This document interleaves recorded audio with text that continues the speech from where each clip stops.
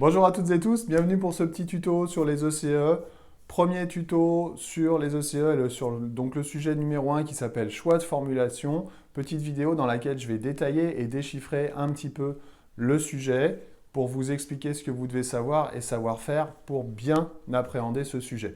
L'énoncé du sujet est dans les commentaires comme d'habitude.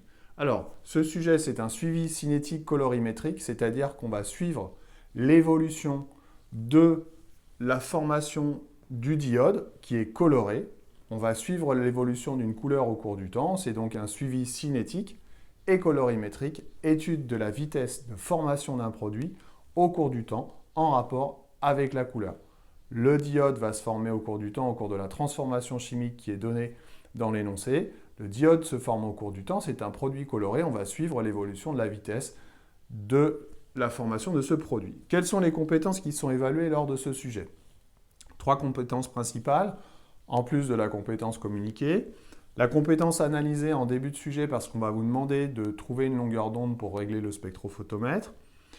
La compétence réalisée pour une grande part, 40 minutes allouées à cette compétence parce qu'on va vous demander de réaliser notamment une dilution et un suivi cinétique.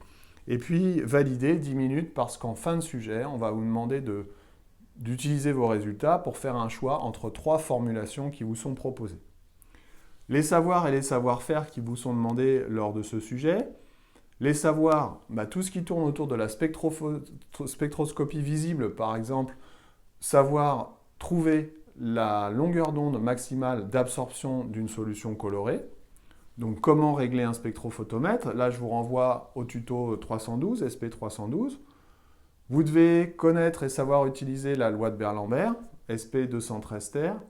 Vous devez connaître la vitesse volumique de formation d'un produit ou de disparition d'un réactif, 352, et puis le lien entre la vitesse de formation d'un produit et la concentration en quantité de matière.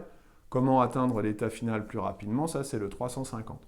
Donc les notions, elles sont autour de ces tutos-là. Au niveau des savoir-faire, il va falloir savoir utiliser un spectrophotomètre et le logiciel d'acquisition qui va avec, savoir l'utiliser et savoir le régler sur la longueur d'onde correspondante à la longueur d'onde préférentielle pour faire le suivi cinétique. Et puis, vous devez aussi savoir utiliser le petit matériel de verrerie classique, pipette jaugée notamment. Et enfin, savoir faire une dilution, donc utilisation de la pipette jaugée et de la fiole. Je vous renvoie cette fois sur le SP208 qui est l'explication de la dilution pour ne pas vous tromper notamment dans le choix du matériel qui vous est proposé. Voilà, donc j'espère que toutes ces petites précisions vont vous aider à déchiffrer le sujet. Je vous encourage à lire le sujet, comme d'habitude, à essayer de le travailler, à aller voir les tutos qui vont avec pour bien comprendre ce dont ça parle. Et puis, je vous retrouve très bientôt pour la suite et le déchiffrage des autres sujets des ECE. Je vous dis à bientôt pour d'autres tutos. Bye bye.